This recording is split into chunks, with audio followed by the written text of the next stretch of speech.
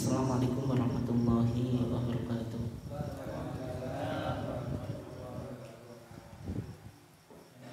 Alhamdulillahi wahdah, wassalatu wassalamu ala man la nabiyya ba'dah, amma ba'd. Yang saya hormati Ketua PCM Kanor dan seluruh jajarannya, Bapak-bapak dan saudara sekalian yang dimuliakan Allah.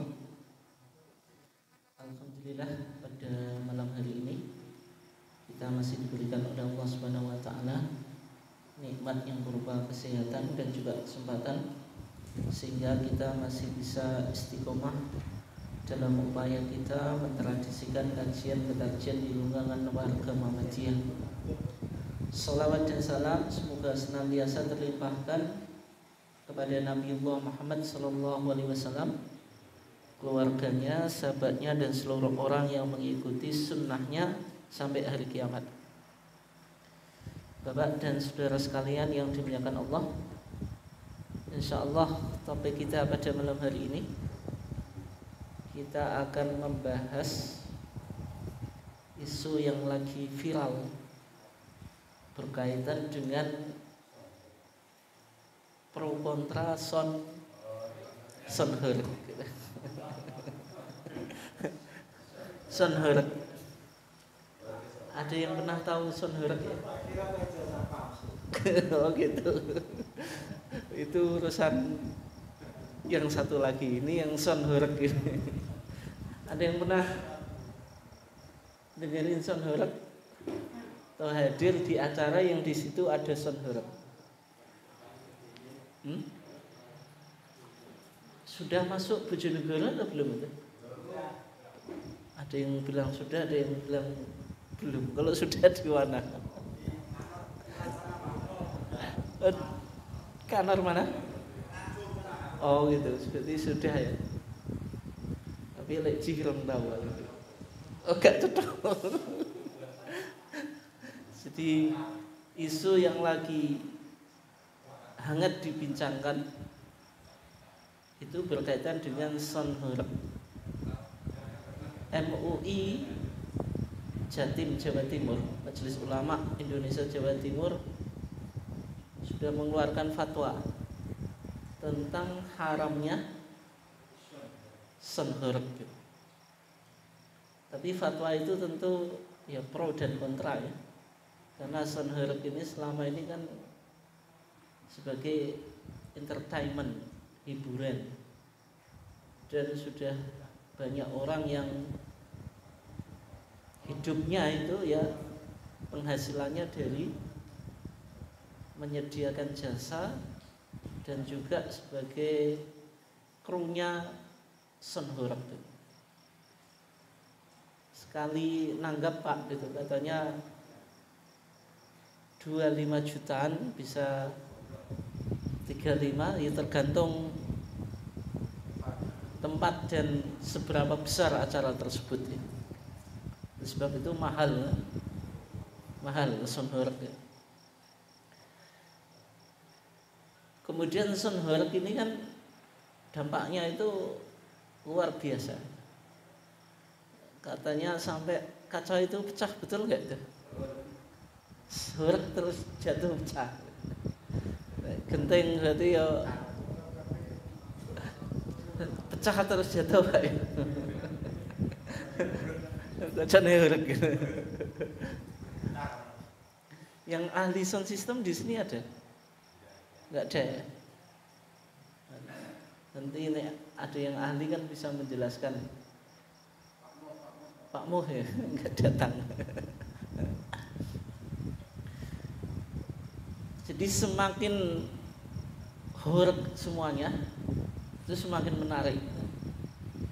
Jadi ini ketika ada acara Son Heurek terus ada kaca yang pecah, itu berarti apa, sewanya dinaikkan gitu Pak. Jadi sensasinya di situ bikin Heurek itu. Tapi di samping ada sensasi-sensasi yang digemari oleh anak muda gitu, juga ada dampaknya dari Son Heurek itu. Jadi antara dampaknya merusak kesehatan, terutama kesehatan apa? Telinga gitu. Yang berikutnya, kalau sonhorek masuk desa, keliling desa Pak misalnya, itu kan yang dilewati ada orang yang sudah tua, kemudian sakit jantungan dan seterusnya. Jadi sonhorek itu pro dan kontranya di sini Pak. Bagi pengusaha penyedia sonhorek itu ya sangat mendapatkan keuntungan ya. Dan di beberapa tempat itu ya malah semakin apa? Ramai. Tapi kayaknya di Bojonegoro belum begitu ngetren. Tapi MUI sudah mengkaji dan memfatwakan tentang apa? Keharaman. Bapak dan saudara sekalian dimuliakan Allah, itu mukadimahnya. Kita awali dulu dari salah satu prinsip ibadah menurut tarjih. Ibadah itu tidak boleh mengandung madharat atau apa? Kerusakan. Dalam melakukan ibadah tidak boleh mengandung madharat atau apa? Kerusakan. Sebagaimana yang disabdakan oleh Nabi Muhammad SAW bersabda, la dharara wala dirara. La dharara wala dirara. Wala dharara, tidak boleh membuat mudarat untuk diri kita, wala dirara, dan membuat mudarat untuk orang lain. Membuat mudarat untuk diri kita ya contohnya apa? Minuman keras enggak boleh.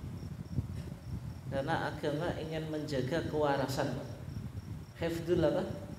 Akal. Kemudian orang bunuh diri, boleh atau enggak? Tidak boleh, karena salah satu maqasid syariah atau tujuan agama itu hifdzun nafs, menjaga apa? Jiwa. Dan juga tadi wala dirara, enggak boleh membahayakan orang lain. Enggak boleh membahayakan apa? Orang lain. Jadi di sini Islam menjaga apa? Menjaga kemaslahatan dan menghindari kemafsadatan. Sehingga lahir kaidah dalam qawaid fikih, ada al-qawaid al-khams al-kubra. Ada 5 kaidah besar dalam fikih, itu salah satunya apa? Ad-dhararu yuzal. Setiap kemudaratan itu wajib dihilangkan. Wajib apa? Dihilangkan. Pertanyaannya sebelum kita masuk ke topik kita, apakah majelis tarjih mengaplikasikan kaidah ini Pak dalam fatwanya? Pernah atau enggak? Pernah, banyak contohnya. Di antara contoh yang paling mudah itu ketika masa pandemi. Masa apa? Pandemi. Majelis tarjih menginstruksikan warga Muhammadiyah supaya sholat di rumah, tidak perlu di masjid. Dan ini kan bertentangan Pak dengan kaidah dalam sholat jamaah. Nabi bersabda apa? Sholatul jamaati afdalu min sholatil fadhi bisam'in wa isrina darajah. Sholat jamaah itu lebih utama daripada sholat sendirian, perbandingannya 1:27. Jadi kalau sholat wajib lebih baik di masjid secara berjamaah. Tapi kenapa kok majelis tarjih ketika itu menganjurkan warga Muhammadiyah sholat di rumah? Ya karena kalau jenengan pergi ke masjid pada waktu itu masa pandemi, setiap orang potensi terkapar virus atau COVID-19. Kalau jenengan pergi ke masjid bisa jadi terkapar virus, berarti membahayakan diri sendiri. Padahal kaidahnya apa? La dharara, tidak ada kemudaratan untuk diri sendiri. Kalau seseorang itu misalnya sudah kena virus itu, atau terindikasi apa Pak? COVID, dia ketika ke masjid berarti menyebarkan virus untuk orang lain. Sehingga majelis tarjih memilih pendapat supaya sholat di rumah. Sholat di rumah. Lu sholat jamaah kok ditantang? Ini perintah sapa sholat jamaah di masjid? Perintah sapa, Pak? Allah. Perintahnya Allah dan Rasul kok ditantang? Itu kalau logika sederhana, Pak, gitu. Tapi di fikih ada kaidah apa? Darul mafasid muqaddamun ala jalbil masalih. Meninggalkan kerusakan itu lebih diprioritaskan daripada menarik kemaslahatan. Kalau jenengan ketika itu sholat di masjid, ada kemaslahatan atau enggak? Iya. Apa kemaslahatannya? Menjaga perintah sholat berjamaah. Sholat di masjid lebih utama. Tapi kalau jenengan pergi ke masjid terkafar COVID, akibatnya apa? Bisa mati gitu. Tapi nggak usah jenengan komentar, Mbak, itu konspirasi, terlepas dari itu. Terlepas dari itu ya. Dan potensi apa? Berpotensi terkapar virus. Sehingga di situ dipahami apa? Meninggalkan mafsadah, kerusakan lebih diutamakan daripada apa? Merealisasikan kemaslahatan. Apalagi sholat itu kan ketika itu bisa juga dilakukan di rumah, bisa berjamaah dengan suami istri. Maksudnya ketika sholat di rumah ketika itu bukan berarti apa, Pak? Mengabaikan kewajiban sholat dan juga jamaah. Itu contoh tadi salah satu prinsip ibadah, yaitu la dzarara wa la dirar. Tidak boleh memberikan mudarat kepada orang lain atau diri sendiri. Terus sekarang yang mungkin juga berkaitan dengan beberapa ibadah yang berpotensi mengganggu orang lain. Misalnya di sini saya bawa tanya jawab agama jilid 5 yang berkaitan dengan hukum mengumandangkan Al-Quran lewat pengeras suara. Boleh atau enggak, Pak? Kan pengeras suara itu syiar atau enggak? Syiar atau enggak? Syiar gitu. Kita butuh pengeras suara untuk apa? Di masjid untuk apa? Untuk tadarus. Tadarus Al-Quran dengan pengeras suara baik atau enggak? Baik atau enggak, Pak? Boleh atau enggak? Tapi kalau jam 12 masih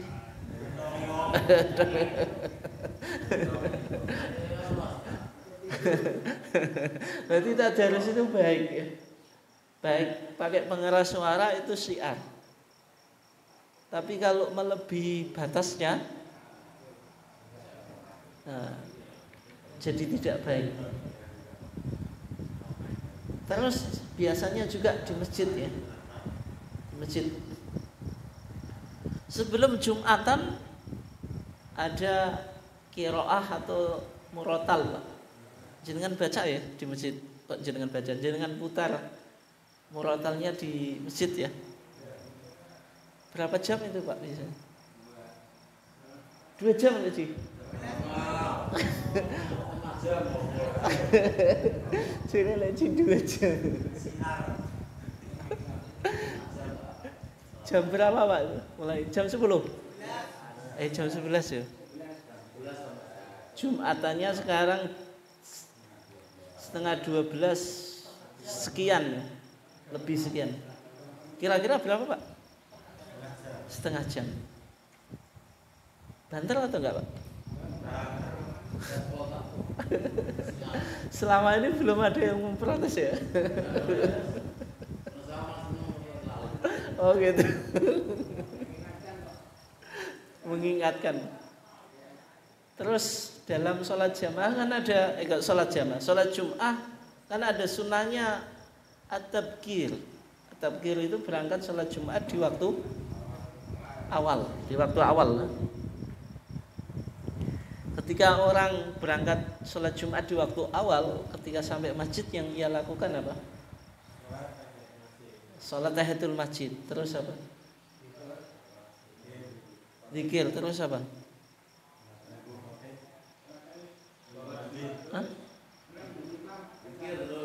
Zikir terus ya. Sholat tahiyatul masjid, terus sholat semampunya. Hatta badalahu atau hatta qudira lahu. Sholat sesuai dengan apa? Kemampuan, maksudnya sampai lempok jenengan. Lempoknya berapa rakaat ya itulah, nek selempok berhenti. Ya, tahiyatul masjid sudah 2 rakaat. Nek mau jenengan ba'dal wudu 24. Terus sholat sunat apalagi Pak? Mau duha monggo. Sholat sunnah mutlak boleh. Sholat sunnah intidhar menunggu imam boleh. Sampai batasannya apa? Khotib naik mimbar. Nek jenengan berangkatnya jam 11. Ada yang lebih awal dari jam 11 ini. Jam berapa, Pak? Jam berapa? Oh gitu. Jam 10 ada sini. Enggak ada. Nih jam 11 berarti masih ada setengah jam ya. Setengah jam itu kuat sholat berapa rakaat, Pak?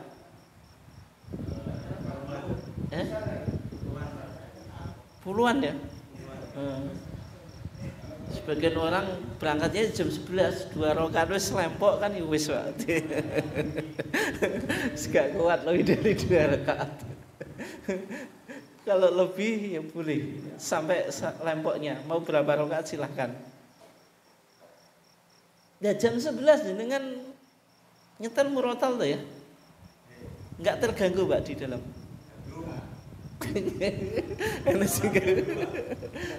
Oh gitu. Masih normal ya. Oh gitu. Terganggu atau enggak? Saya tanya saja Pak. Berarti ini enggak ada komplain kan, juga enggak ada terganggu tuh Pak gitu. Terus yang kedua.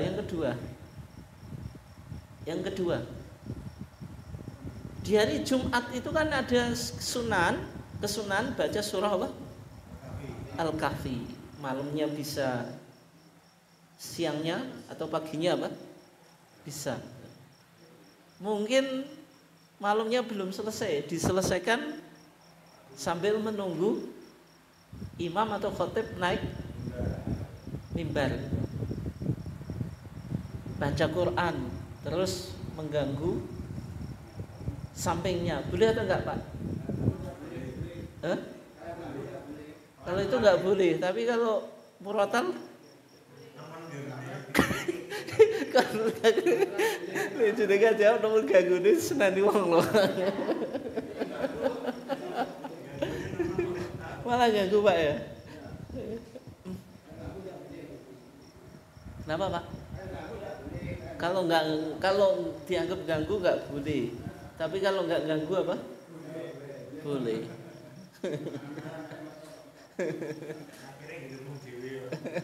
Ngelpeng dhewe ya. Tapi lek ji ngomong 2 jam ya Pak. Sowe.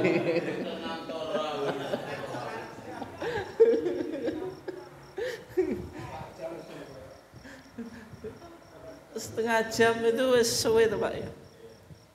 Jadi semacam itu kan bisa mengganggu, bisa tidak. Sebagaimana darusan itu satu sisi syiar, satu sisi naik berlebihan ya mengganggu. Murotal atau tilawah itu kan mengingatkan kalau ini hari apa? Jumat. Tapi apakah mengingatkannya harus juga murotal? Enggak juga. Tapi apakah itu syiar? Ya. Sehingga kalau itu dilakukan, Pak, tetap harus mengikuti kaidah. Ini terlalu lama atau tidak? Jam 10 kok mutar apa, Pak? Murotal itu kira-kira ganggu atau enggak, Pak? Ganggu. Ya kan tadi tadarus itu syiar. Tapi nek melebihi jam 10 itu ganggu gitu. Khataman 24 jam full, Pak, non stop. Ganggu atau enggak? Nah, di fatwa tarjih kita, Pak, disebutkan ternyata ibadah itu tidak boleh mengganggu orang lain. Baik orang lainnya juga melakukan ibadah atau istirahat, Pak. Ya, di antaranya tidur. Misalnya ketika tadi ada orang yang berangkat sholat Jumat, tibanya di waktu awal, dia kahfian, ya. Tapi bacanya apa? Keras, sehingga mengganggu orang yang lagi sholat gitu. Dalam hadis Abi Sa'id Al-Khudri radhiyallahu anna Rasulullah sallallahu alaihi wasallam i'takafa fil masjid. Dalam hadis Abi Sa'id Al-Khudri, di sana diceritakan Nabi itu melakukan i'tikaf. Di mana? Di masjid. I'tikaf harus di masjid. Tahiyatul masjid harus di masjid, bukan di rumah ya. Kalau di rumah namanya tahiyatul bait. Fasami'ahum yajharuna bil qiraah. Maka Nabi mendengar para sahabat itu membaca Al-Qur'an dengan keras. Tiap orang baca Quran atau mungkin juga kahfian, tapi dibaca apa? Keras. Sedangkan yang lainnya iktikaf, ibadah juga, bisa sholat ataupun yang lainnya. Fakasyafa as-satra. Maka Nabi membuka sitra atau penghalang. Karena kebiasaannya Nabi itu membuat kamar di masjid, Pak. Dibuat apa? Dibuat iktikaf itu. Kadang juga buat sholat apa? Lail. Kayak di sidang, Pak, gitu. Nek jenengan mau ikut enggak apa-apa. Tapi nek di seneni takmir aku jadi enoto-enoto. Jadi Nabi itu, Pak, bikin kamar di masjid khusus untuk apa? Iktikaf. Nabi itu pernah sholat malam di kamarnya di masjid. Sahabat itu makmum di belakangnya. Nabi nggak tahu awalnya. Gitu. Berarti orang bermakmum, Pak, yang imamnya itu nggak niat ngimami, sah atau enggak, Pak? Sah atau enggak?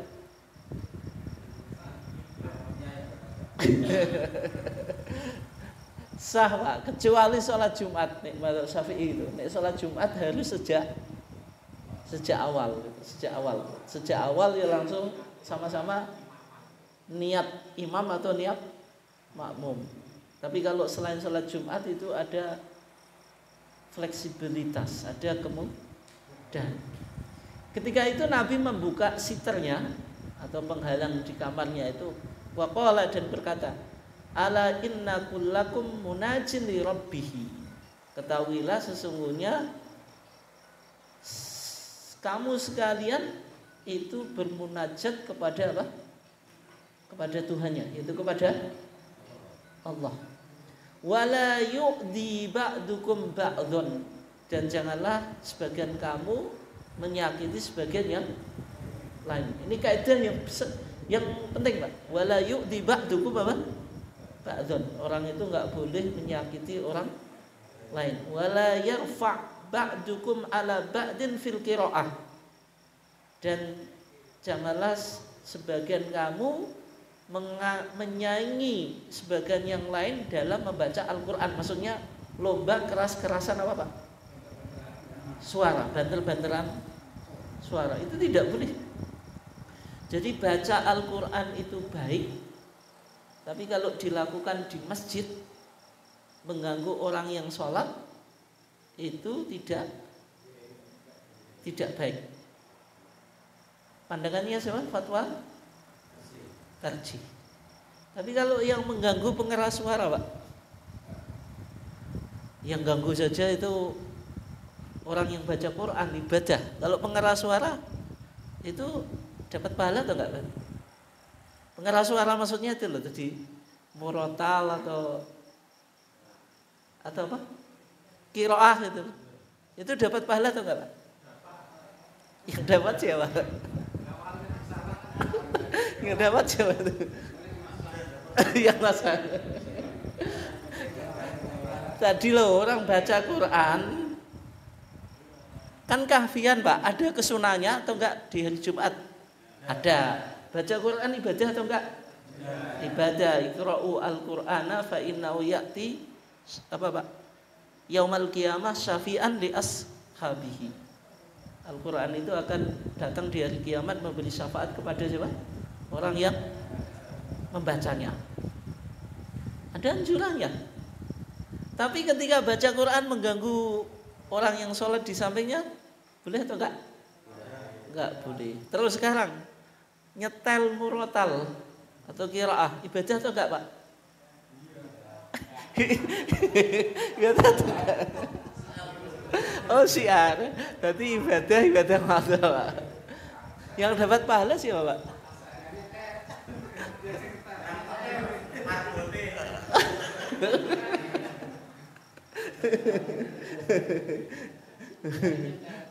Maksudnya hubungannya di situ ya itu. Kapan boleh, kapan tidak itu, Pak. Kita masih mengkaji. Ini belum, jangan disimpulkan, Pak. Nek jenengan ngantuk ya tanggung sendiri, nanti salah kesimpulan. Aku bareng ngaji mau murotal jere gak leh, akhirnya jenengan stop. Masjidnya gak enek. Gak enek, Pak. Gak enek qiraah murotal sebelum apa? Salat Jumat. Kita lihat di Fathul Mu'in ya. Bagaimana Fathul Mu'in menjelaskan tentang ketidakbolehan membaca Al-Kahfi di masjid dengan suara keras. Wa yukrahu, dan dimakruhkan al-jahru, membaca keras, bi qiraatil kahfi, dengan membaca surah Al-Kahfi, wa ghairihi, ataupun surat yang lainnya. In hasala bihi ta'adzin, jika terjadi atau jika mengganggu dengan bacaan Quran tadi. Mengganggu siapa? Limusallin, bagi orang yang sholat. Au naimin, atau orang yang tidur. Berarti orang tidur itu di masjid jenengan ganggu dengan baca Quran, Pak, nggak boleh. Tapi sama pensyarah Fathul Mu'in itu dikatakan itu kalau di luar masjid. Kalau orang tidur di masjid itu berarti dia mengabaikan masjid itu dibuat apa? Buat apa, Pak? Buat sholat, kok dia malah tidur di masjid. Maksudnya berangkat Jumatan pagi, masa sampai masjid malah tiduran tuh, Pak. Terus dengan sampingnya kahfian, dia terganggu bangun. Sebab apa? Bacaan Quran jenengan. Itu kalau mungkin tidurnya itu apa? Di luar masjid, di rumah. Misalnya pengerasnya keras, Pak, itu. Akhirnya apa? Yang tetangganya masjid itu nggak bisa tidur gitu. Gara-gara apa? Nek mutar terlalu apa? Keras. Kama saraha An-Nawawi fi kutubi, sebagaimana yang dijelaskan oleh Imam Nawawi dalam semua kitabnya. Wa qala syekhuna, dan berkata guru kami, maksudnya pengguru pengarang Fathul Mu'in itu, atau Syekh Zainuddin Al-Malbari, itu gurunya namanya Al-Imam Ibnu Hajar Al-Haytami, bukan Al-Asqalani, Pak. Jadi kalau sama-sama mazhabnya Syafi'i, tapi kalau Ibnu Hajar Al-Asqalani lebih terkenal dalam bidang apa? Dalam bidang apa? Hadis. Kalau Al-Haytami fikih. Bisyarhil Ubab, dalam kitabnya Syarah Al-Ubab, yang bagi hurmatul jahri bil qiraah fil masjidi, sepatutnya membaca Al-Quran dengan keras di masjid itu dihukumi haram. Kenapa Pak?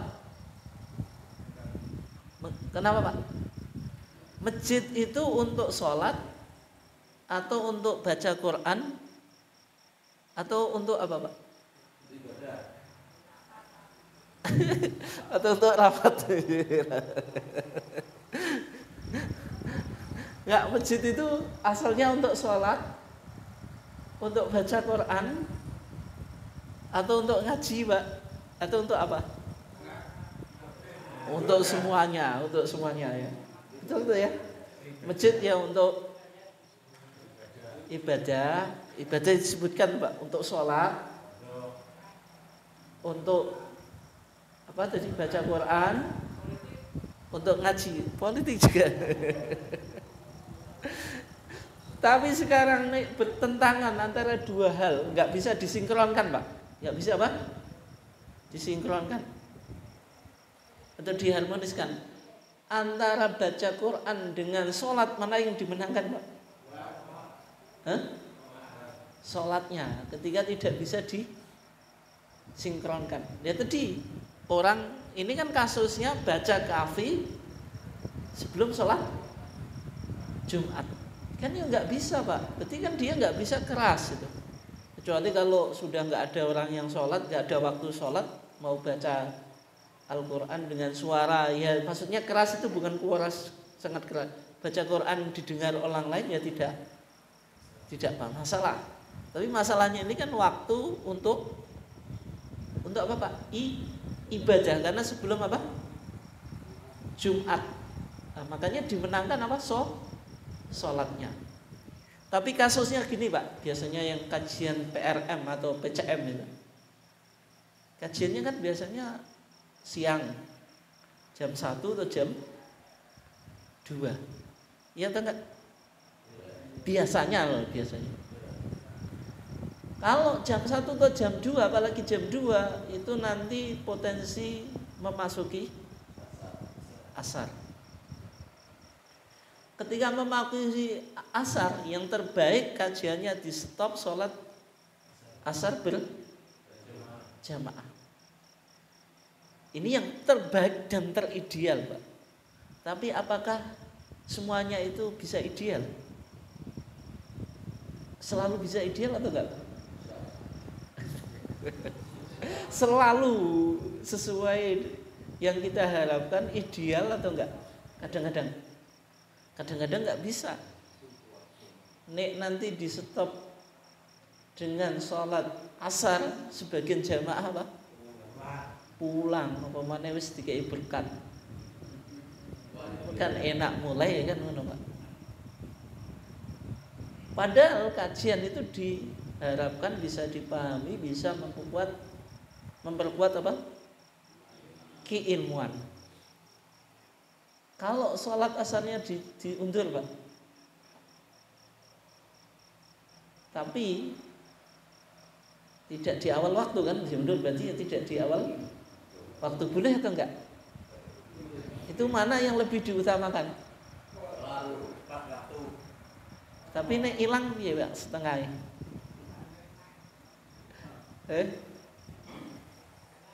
Semacam itu gimana? Itu pertimbangannya kemaslahatan Pak. Karena di beberapa kejadian Nabi itu ketika sholat duhur itu lagi panas, itu beliau apa? Undur, menunggu apa? Dingin. Menunggu apa? Dingin. Meskipun Nabi mengatakan afdhalus sholati li awwali waqtiha, sholat yang terbaik itu di awal waktu. Tapi ini kan ideal Pak. Ketika tidak ideal, kondisi cuaca apa? Panas. Ya tadi ngaji jenengan yang ideal ngaji di stop. Kemudian sholat apa? Asar, itu terbaik, tidak ada perdebatan.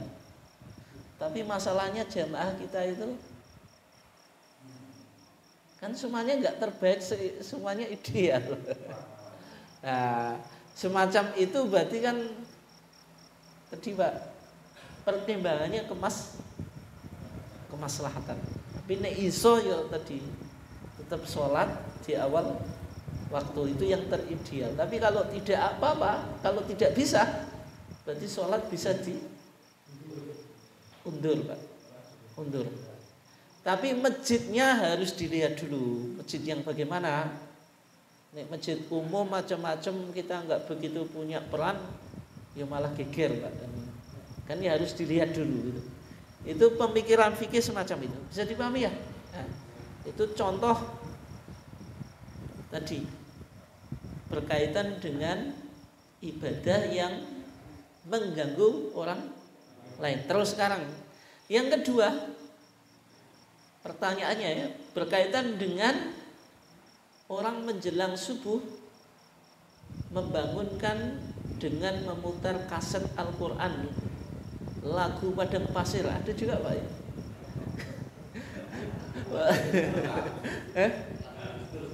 Lagu Gus Dur Pak sekarang, tempatnya jenengan ya? Berarti pagi itu sebelum azan subuh Gus Dur Pak, selawatan itu apa Pak? Lari aku. Enggak, syairnya apa Pak? Kok lupa saya. Apa lagi? Syairnya apa itu? Tanpa apa? Tanpa waton ya, lali ya. Kawitane ya aku lali Pak. Ya Rasulullah, salamun alaik gitu ya. Di sebagian tempat ada tarhim. Tempatnya jenengan tarkiman Pak? Gak ya, Wawadiyatulan. Ya, itu namanya tarhim, bukan tarkim ya. Nek wong Jawa nyebut apa Pak? Tarkim. Sing bener tarhim atau tarkim Pak? Ayo wong Jawa. Tarhim Pak. Yaitu yang dikarang oleh Syekh Mahmud Khalil Al-Husairiyah. Yang itu lah.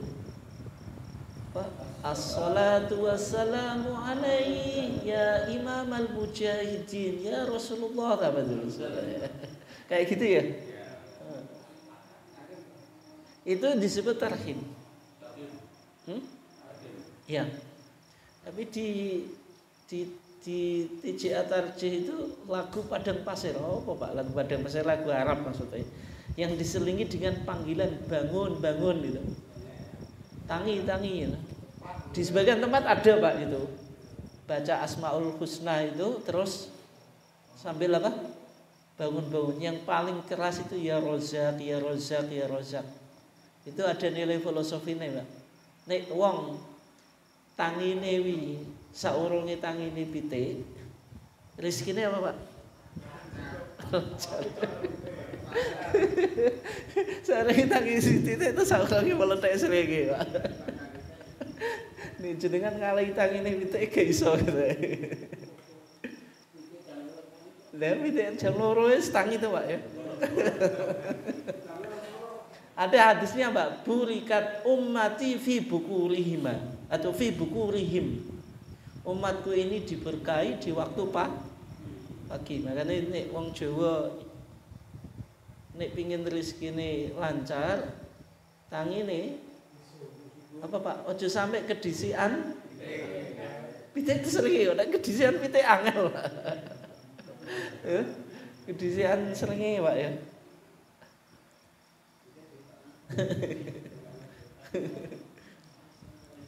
Bagaimana pendapat Tarjih tentang gangguan itu? Nah ini Pak. Jadi di masyarakat itu ada suara yang menggunakan pengeras untuk membangunkan orang dari tidur. Ada tarhim. Ada apa ini sahur tok Pak. Terus ada sholat atau alfat tasbih dan seterusnya. Tapi yang menjadi masalah itu azan subuh yang pertama itu malah ditinggal. Ya kan ya? Padahal di zaman Nabi adzan subuh itu kan 2 kali. Di hadis di Bulughul Maram di sana disebutkan atau dijelaskan, inna bilalan, sesungguhnya Bilal yu'adzinu bilailin. Bilal itu adanya di waktu malam sebelum masuk waktu subuh. Fakulu washrabu, katanya Nabi, makanlah minumnya, makanlah kamu dan minumlah kamu. Maksudnya apa? Masih boleh sahur. Hatta yu'adzina Ibnu Ummi Maktum, sampai Abdullah ibn Ummi Maktum adzan. Abdullah ibn Ummi Maktum itu wakana a'ma, dia buta, tidak tahu kapan masuknya waktu adzan. Orang buta sah atau enggak Pak adzannya? Sah atau enggak? Kalau anak kecil Pak, sah adzannya?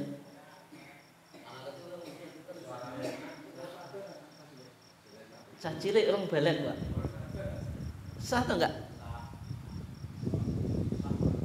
Oh, anak kecil muadzin Jumat sah.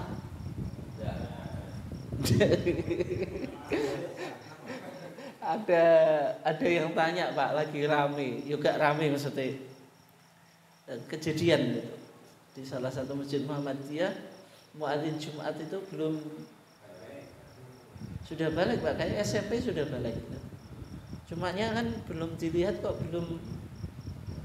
belum pantas gitu. Sehingga imamnya itu ngomong, ke Jumatan orang latihan. Nek latihan kan berarti gak sah Pak. Latihan dia adanya apa? Latihan boleh atau enggak? Nek secara fikih tetap boleh Pak. Jadi muadzin itu tidak harus balik. Makanya di Alfiyah Zubair dikatakan wa fi muadzinin mumayyizun dzakar. Syaratnya muadzin itu yang pertama mumayyiz, yang kedua laki-laki. Mumayyiz, dia belum balik tapi sudah tahu mana baik mana buruk. Tandanya apa? Kalau kencing, berak sudah bisa cebok sendiri, rasa nyawi. Makan nggak usah disuapi, tapi apa sudah makan sendiri.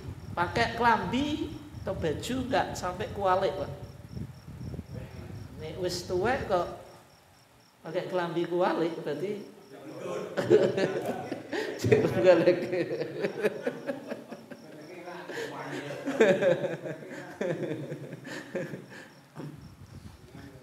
itu boleh menjadi apa? Muadzin.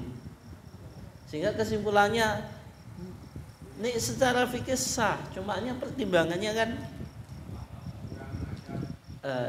lebih pada apa Pak?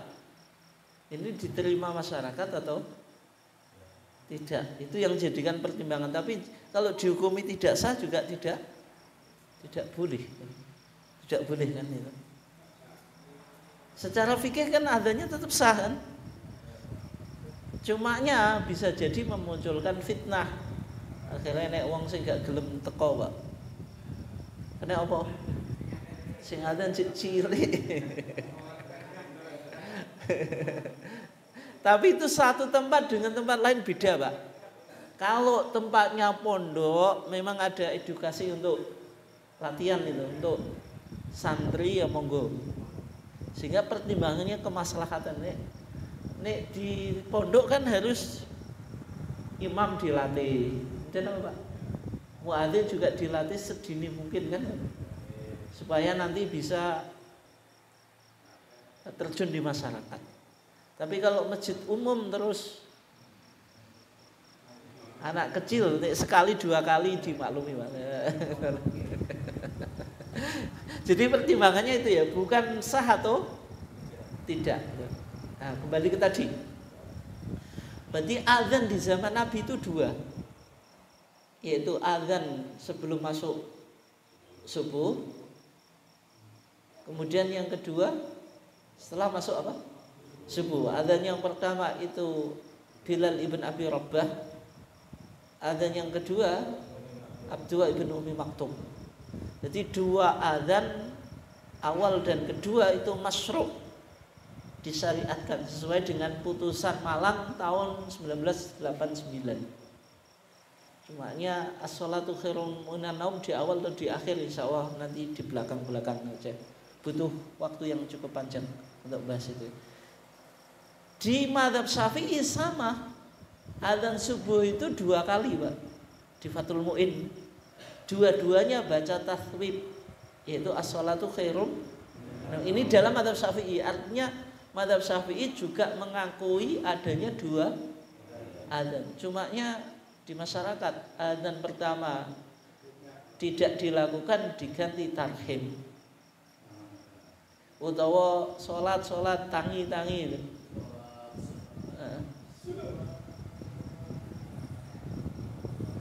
Yang menjadi perbedaan ya, yang tarhim itu minimal berapa menit? Sholatu wassalamu alaihi 10 menit aja, Pak. Ya itu diputar terus, diulang-ulang atau hanya sekali? Diulang-ulang. Tapi kalau adzan berapa menit, Pak? Adzan pertama itu? Bukan berapa menit. Maksudnya adzan, durasi adzannya itu loh. 5 menit kesesuaian, Pak. Enggak ada 5 menit ya? Kenapa kok demikian, Pak? Itu. Karena mau ibadah itu tidak boleh mengganggu orang lain. Ini hukum asal, Pak. Kecuali misalnya kok di masyarakat wis diadzani wis kayak nek sing budal, akhirnya steril. Tapi ini kan sudah keluar, Pak. Keluar kaidah umum. Contohnya muadzin itu yang terbaik, yang ahsanu sautan, atau yang terbaik suaranya baik, atau yang suaranya jelek, Pak? Kriteria muadzin yang terbaik apa? Suaranya, Pak? Iya, Pak. Iya. Tapi sekarang kalau adzan subuh muadzinnya suaranya bagus, itu malah menyenyakkan tidur atau malah membangunkan tidur, Pak? Kita wong turu, Pak, ya, gak terganggu sama sekali. Malah penak apa? Mancar kumpul. Apakah perlu muadzin subuh itu diganti dengan suaranya yang terjelek, Pak? Paling elek, paling banter. Walah tekan gitu.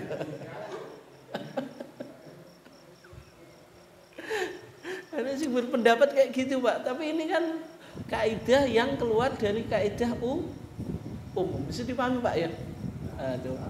Ini hanya contoh saja. Yang kriteria yang terbaik ya suaranya yang paling baik gitu. Karena suara yang baik itu malah apa? Menyemangati orang berangkat ke masjid. Tapi zaman sudah kaidah umum itu sudah tidak berlaku, Pak. Justru suara yang terbaik itu malah enak dirungokno tapi rabudal ning masjid. Tapi nek suarane elek ya malah budal, Pak. Juga. Nek tangine tangi tapi ya tetep malah budal.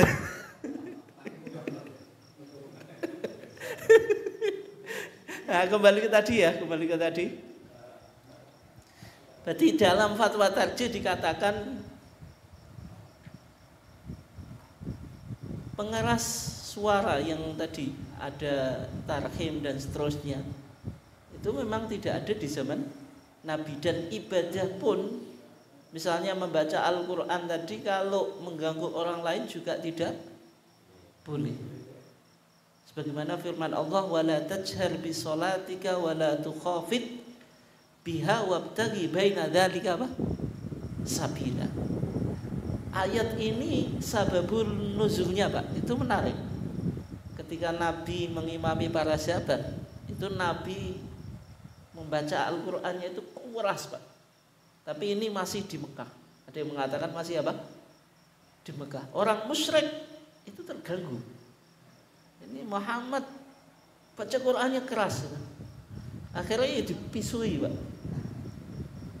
Misui Nabi, misui Quran, misui Gusti Allah. dampaknya jelek atau enggak Pak?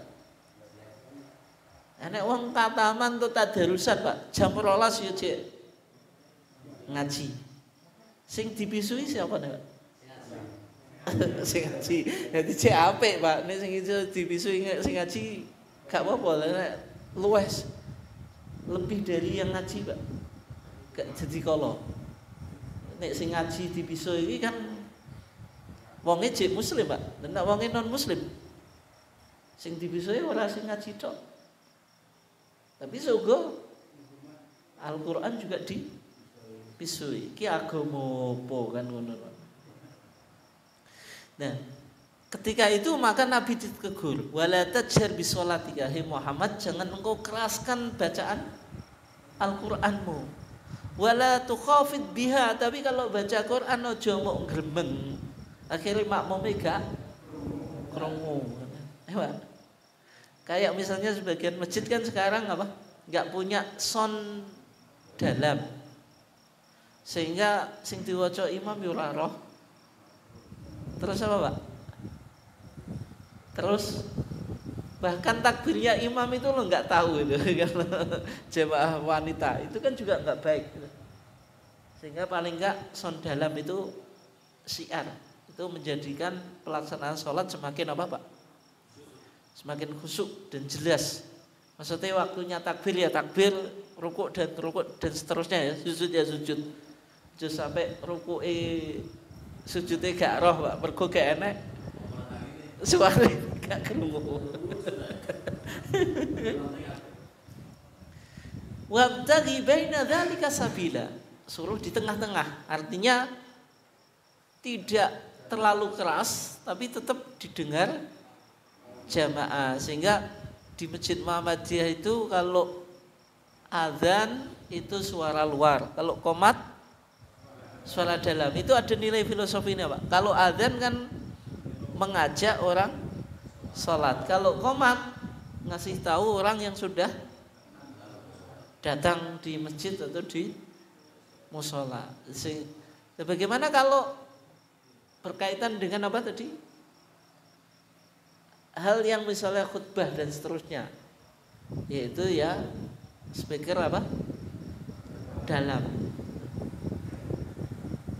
Nah, itu beberapa ketentuan yang berkaitan dengan apa tadi? Ibadah tidak boleh mengganggu orang lain. Kesimpulannya Pak, kesimpulannya yang jelas penggunaan speaker itu menjadikan ibadah itu lebih kuat syiarnya, bisa berdampak positif, bisa berdampak apa? Negatif, kan tergantung bagaimana menggunakannya. Oke, kesimpulannya gitu ya. Berarti nek berlebihan jelas enggak bagus. Misalnya baca qiraah, ini bid'ah atau enggak Pak? Sebelum sholat Jumat atau bid'ah Pak? Oh gitu. Nah, itu kalau di Muhammadiyah tidak dibid'ahkan Pak, tidak dibid'ahkan ya. Tapi menggunakannya ya sewajarnya. Nek terlalu lama ya, jadi enggak baik. Terus tadi kembali ke topik kita, ini jelas atau enggak? Intinya sewajarnya dan tidak mengganggu orang lain, baik di dalam melakukan sholat maupun di luar. Inti mengganggu apa? Ada teguran atau tanda mengganggu ya, ada apa? Teguran. Tapi kadang-kadang ya orang negur Pak. Salah satu tandanya.